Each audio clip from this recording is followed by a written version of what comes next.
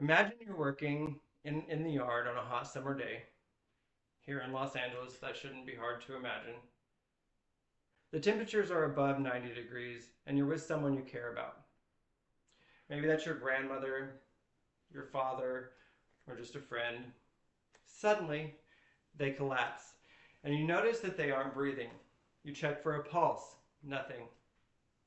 What do? Their heart isn't beating, they're not breathing. If your answer is, I don't know, you aren't alone. In fact, a national poll done by Wexner Medical Center shows that just 51% of Americans felt that they could perform hands-on CPR in an emergency. Only 49% felt that they could stop serious bleeding, and 56% felt that they could assist someone who was choking. Learning basic first aid is a crucial life skill that can empower you to act quickly and confidently in emergencies. By the end of this speech, I hope you feel encouraged to learn these skills so you can be prepared to act and potentially save a life. Today, I'll discuss why this is such a pressing issue, what is contributing to the lack of knowledge, and how we can fix it. One of the biggest problems we face in terms of first aid is lack of preparedness. People who find themselves in these types of emergencies often feel helpless because they simply don't know what to do. As the American College of Emergency Physicians states, a medical emergency can happen anytime, any place. And what people do in the minutes before help arrives can be the difference between life and death. That's a chilling thought. Suddenly, without warning, you're faced with the responsibility of saving someone's life. So why is this problem so widespread? The main cause is the lack of education in first aid. It's not something that is typically taught in schools or emphasized enough in workplaces. That shouldn't be the case.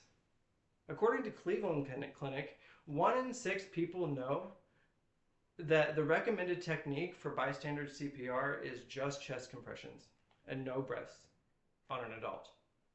And only 11% of Americans know that the pace for performing those compressions is between 100 to 120 beats per minute. Excuse me.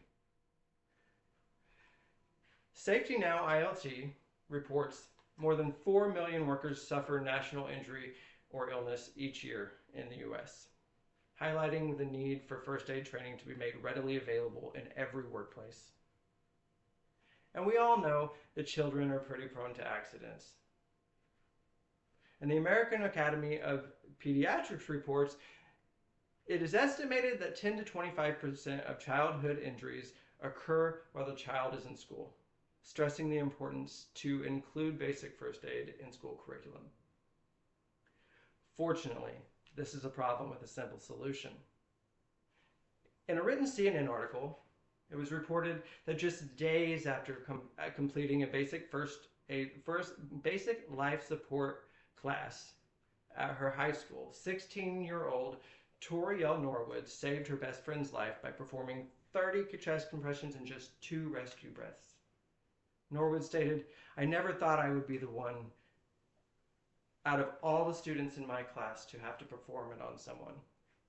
This highlights just how random and unexpected life-threatening emergencies can be, and why it's crucial for everyone to be prepared with the skills to act when they're needed the most.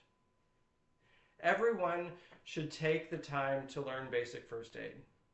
There are affordable and even free courses available through organizations like the Red Cross or your local community centers.